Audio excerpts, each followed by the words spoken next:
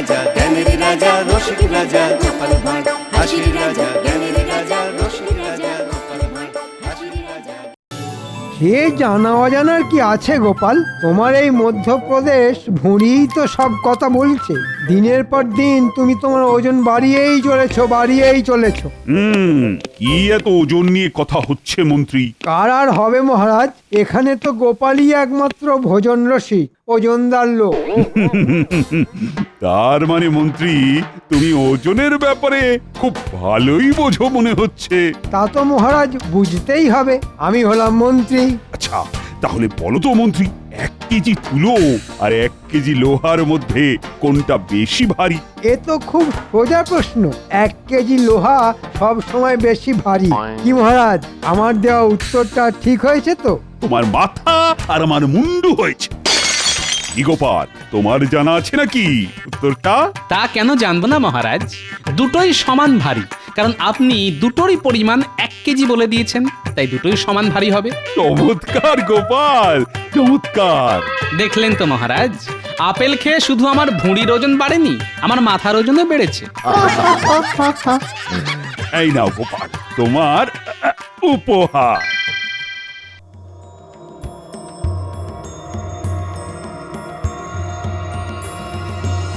কি গো, তখন থেকে তুমি এপাশ আর ওপাশ করছো কেন বলো তো? রাগে আমার সারাটা গা জ্বলে যাচ্ছে। কেন কেন, কি হলো আবার? মহারাজ, এই একটা সামান্য প্রশ্নের উত্তর দেওয়ার জন্য গোপালকে একটা গয়না উপহার দিল। সে কি গয়না? হ্যাঁ, তোমার একটা ভালো দেখে গয়না দাও তো। আমার গয়না দিয়ে তুমি কি করবে? এই দাও, আমার মাথায় এমন একটা বুদ্ধি এসেছে যাতে এবার গোপালের মহারাজের কাছ থেকে উপহার পাওয়া তো দূরের কথা, রাজসভাতেও আসা বন্ধ হয়ে যাবে। তুমি আমাকে এখন একটা গয়না দাও, কালকে দুপুরের মধ্যে তোমার গয়না তুমি ফেরত পেয়ে যাবে। তোমাকে শুধু আমি যেরকম বলছি তুমি সেরকম করবে। আচ্ছা ঠিক আছে, ঠিক আছে।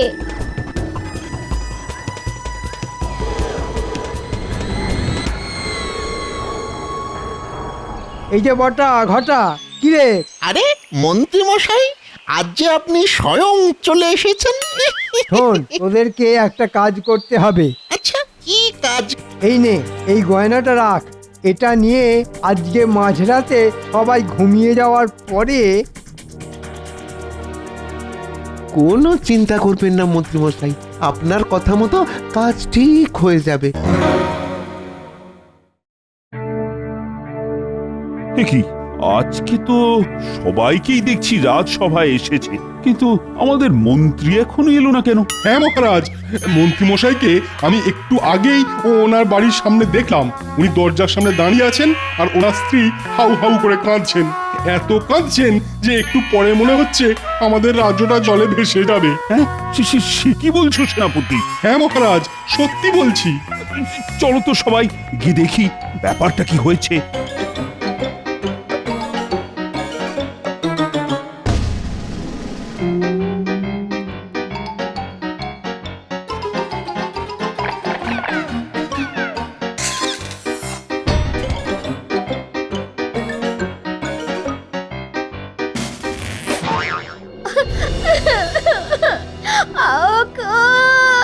আমার কি সর্বনাশ হলো গো! আমার 5 ভরি সোনার গয়না। এই সকাল সকাল এরকম মরা কান্না কাটছো কেন? শান্ত হও মন্ত্রী বউ। আজ আমার বাড়ি থেকে আমার 5 ভরি সোনার গয়না চুরি হয়ে গেছে। হ্যাঁ, সে কি 5 ভরির গয়না?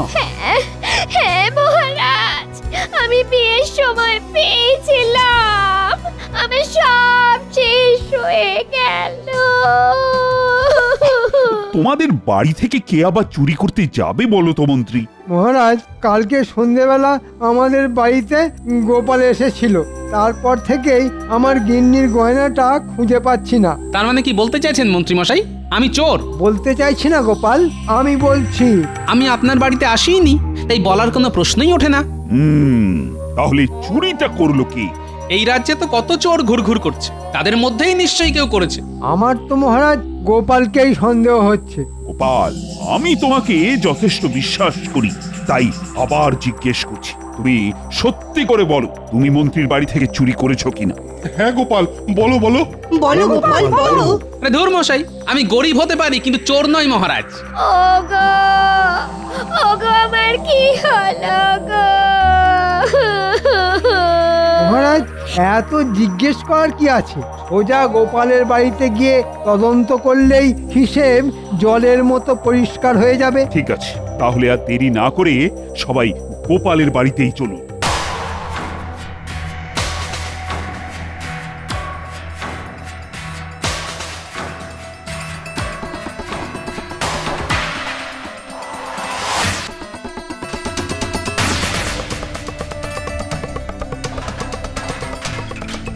কি কি কি আপনারা আমার ঘরে এইরকম ভাবে সব কিছু লন্ডভন্ড করছেন কেন? মন্ত্রী মশাই, সব কিছুর একটা সীমা আছে কিন্তু। মহারাজ, আপনি কিছু বলুন।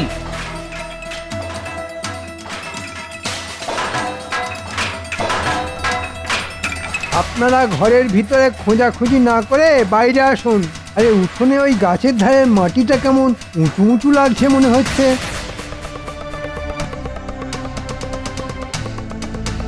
তাহলে এটা খুলে দেখুন তো। যেখানে দেখবে মাটি খুঁড়ে খুঁড়ে দেখো সেটি, পেলেও পেতে পারো 5 ভরি সোনার হার। এই তো আমার সোনার হার, এই তো। এই তো এই তো এই তো আমার গিন্নি সোনার গয়না। হ্যাঁ, শেষে গোপাল করলো চুরি। ছি ছি ছি ছি গোপাল, ছি, তুমি এত নীচ কাজ করতে পারবে আমি স্বপ্নেও ভাবিনি। এই জঘন্য অপরাধের জন্য তোমাকে আমি আগামী 1 মাস এই রাজসভা থেকে বহিষ্কার করলাম। এরকম করবেন না মহারাজ, আমি না খেতে পেয়ে মরে যাব। ও মহারাজ, আপনি এরকম করবেন না মহারাজ, করবেন না। মহারাজ মহারাজ, আমি কোনো অপরাধ করিনি, এই সব কিছু মন্ত্রীর চক্রান্ত। আমি কোনো কথা শুনতে চাই না, না না না না না। আগামী 1 সপ্তাহ যেন তোমার মুখ না দেখি। চলো চলো তো সবাই।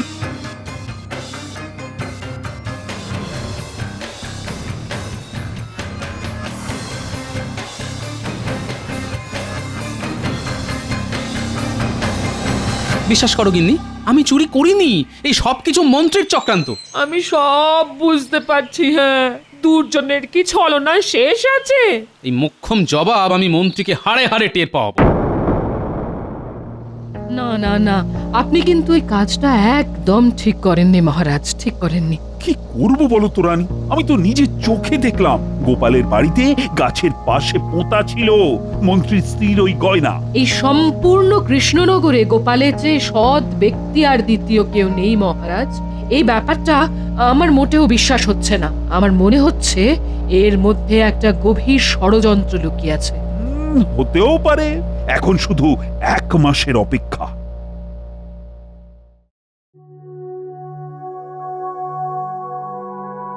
কি মহারাজ, আপনি এরকম মনমরা হয়ে বসে আছেন কেন? কি আর করব বলো, আজ 1 মাস হয়ে গেল, গোপালও নেই আর রাজসভায় হাসিও নেই। চলে এসেছি, 1 মাস খেয়ে না খেয়ে থেকেছি, কিন্তু আমি বেঁচে আছি। আপনারা সবাই ভালো আছেন তো? এই এই এই এই এই এই তোমার কথাই আলোচনা হচ্ছিল গোপাল। দেখুন মহারাজ, আমি আগেও বলেছি, এখনো বলছি, আমি কিন্তু অপরাধ করিনি। অপরাধ করনি মানে?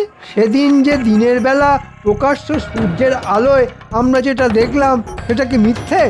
আপনার কথায় সেটা দেখলাম না দেখানো হলো? আমি নিজে তো জানি পুরো ঘটনাটা আমাকে ফাঁসানোর জন্য আপনার পূর্ব পরিকল্পনা। কি বলতে চাইছো কি গোপাল? আচ্ছা আচ্ছা, ঠিক আছে ঠিক আছে, চিৎকার চেঁচামেচি অনেক হয়েছে, এবার আমার একটা কথা বলার আছে। কি কথা মহারাজ? আগামী সপ্তাহে আমাদের রাজবাড়ির মাঠে একটা মেলা হবে। মেলা? কিসের মেলা মহারাজ? মজার মেলা, চারিদিকে খাবারের দোকান, রকমারির দোকান, আর মেলার মাঝ প্রাঙ্গণে একটা বড় বেদি হবে। সেখানে তোমরা সবাই কিছু না কিছু মজার কাজ করে দেখাবে। এবার তোমরা বলো, কে কি কি করবে? আমি মজার কবিতা বলবো মহারাজ। আমি মহারাজ সুস্থ মানুষকে পাগল বানিয়ে দেখাবো। কি যা তা কথা বলছো বলো তো গোপাল, এই কখনো হতেই পারে? সেটা না হয় মেলার দিনই মিলিয়ে নেবেন, আমি পারি কি পারি না। বেশ, তুমি যদি এই কাজটা করে দেখাতে পারো তাহলে তোমাকে 50 মোহর উপহার দেব। ঠিক আছে মহারাজ।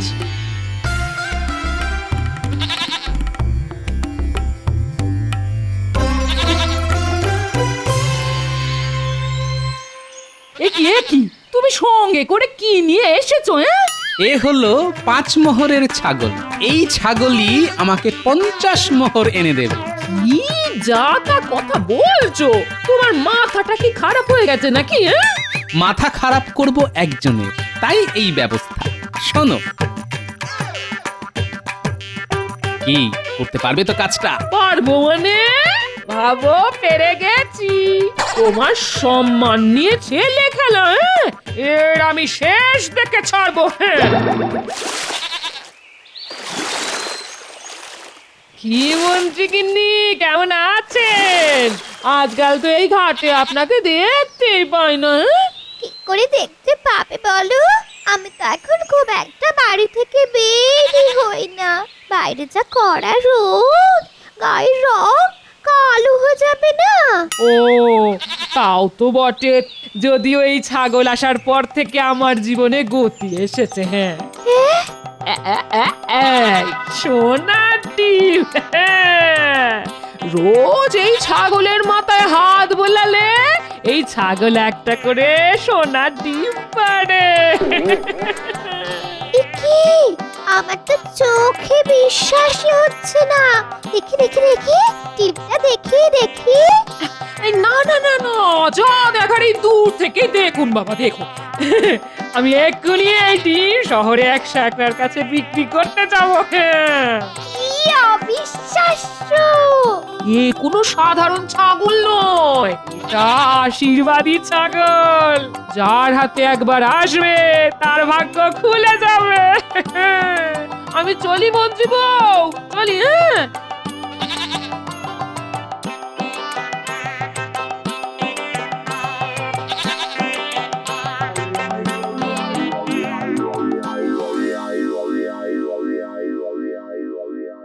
সেই কখন জল আনতে গেছো, এদিকে ফেরার নামগন্ধ নেই। আরে বাবা, জল আনতে গিয়ে যা খবর এনেছি না, শুনে চোখ ছানা বড়া হয়ে যাবে। কি বলতে চাইছো বলো তো, একটু খোলসা করে বলবে। আরে আরে আর বললো না, গোপাল বউয়ের কাছে দেখলাম একটা ছাগল। ছাগল তো কি হয়েছে, এমন করছো যেন বাঘ নিয়ে ঘোরাঘুরি করছে। আরে বাবা, এই ছাগল যে সে ছাগল না, এই ছাগল হলো সোনার ডিম পাড়া ছাগল। হ্যাঁ, সে কি সোনার ডিম পাড়া ছাগল?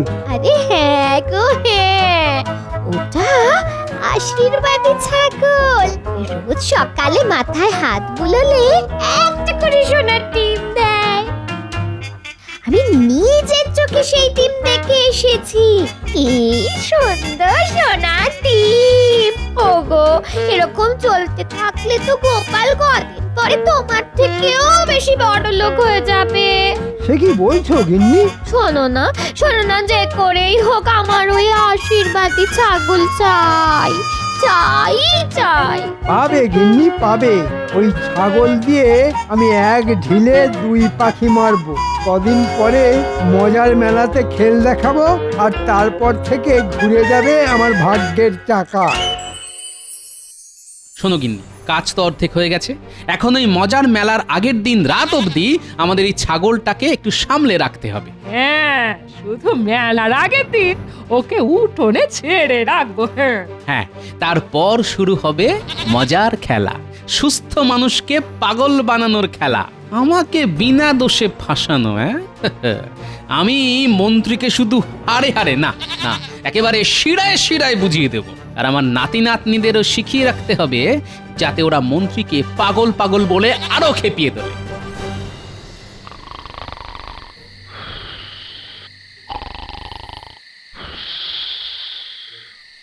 ঘটা, খুব সাবধানে কাজ করতে হবে কিন্তু।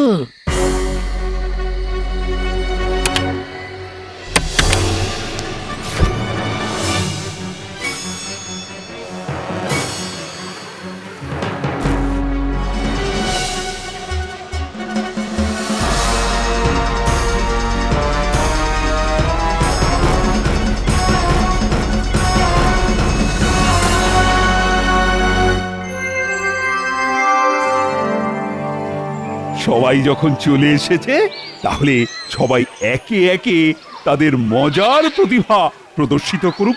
শোনো শোনো শোনো, শুরু হতে চলেছে মজার মেলার মজার প্রতিযোগিতা। সবাই হাততালি। সবার প্রথমে মজার প্রতিভা দেখাবেন আমাদের বিজ্ঞানী।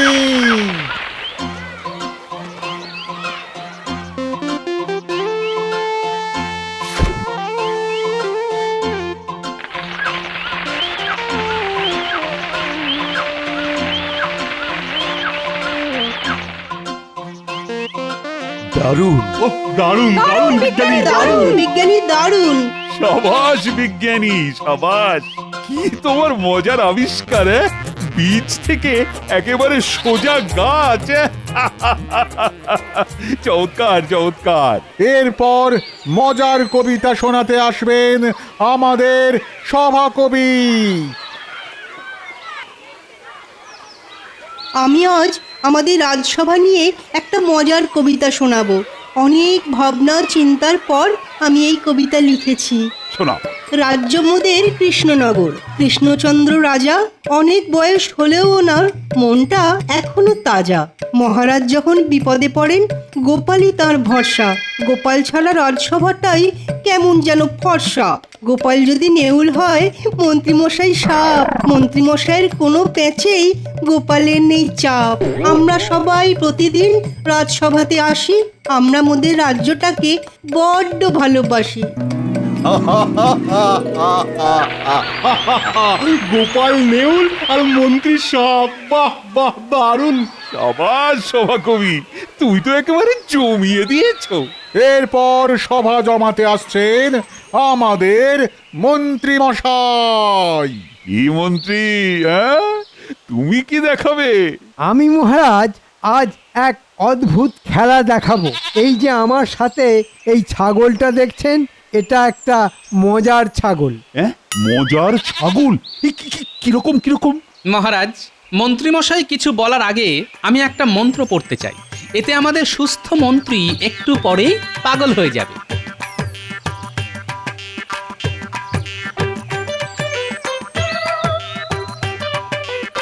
নমস্য গিলি গিলি চিং বিচিং বিচিং ফাক ফকাশ ফকাশ ফু ফু। যত সব। শুনুন মহারাজ, আমি এবার এই ছাগলের মাথায় হাত বোলাবো আর দেখবেন ছাগল একটা সোনার ডিম দেবে। ছাগল সোনার ডিম দেবে? দেখছেন মহারাজ, মন্ত্রীমশাই কিরকম পাগলের মতো কথা বলা শুরু করে দিয়েছে।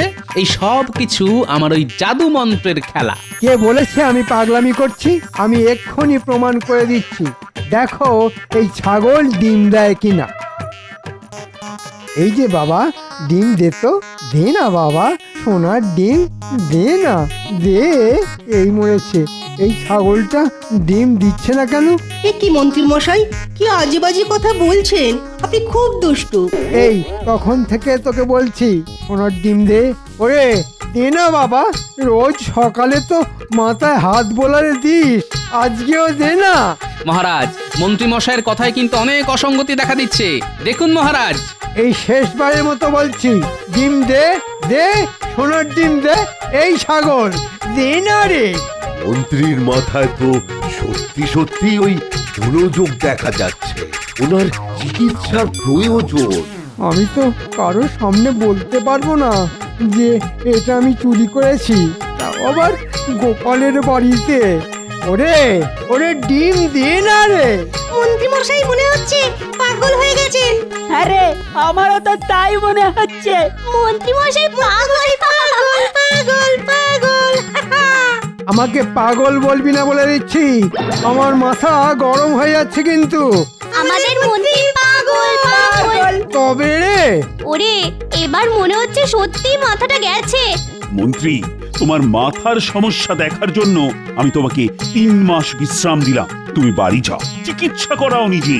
না মহারাজ, আমি পাগল নই, বিশ্বাস করুন আমি পাগল নই। না না না না না, নিঃশ্বাসে বিশ্বাস আছে কিন্তু পাগলে নেই। মহারাজ, আমার 50 মোহর উপহারটা। এই না, এই নাও, তুমি সত্যি প্রমাণ করেছো গোপাল যে তুমি সবকিছুই পারো।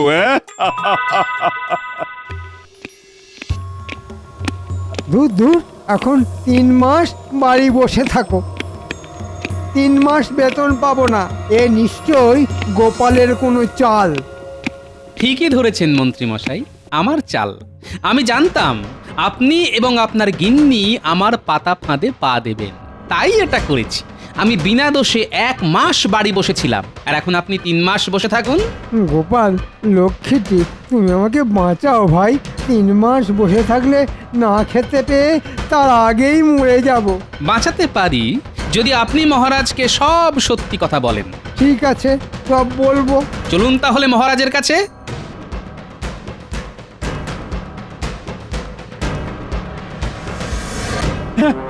সে কি মন্ত্রী, তুমি গোপালকে এভাবে ফাঁসিয়েছো আর আমি নিরপরাধ গোপালকে শাস্তি দিয়েছি? হ্যাঁ মহারাজ, আমি 1 মাস দাঁতে দাঁত চিপে বসেছিলাম।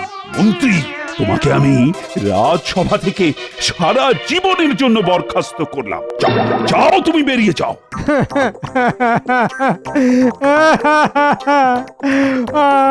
মহারাজ, আমি মরে যাব। এরকম করবেন না মহারাজ, এরকম করবেন না। ওই দেখুন, আবার পাগলামি করছে। একেই বলে ছাগল বানালো পাগল।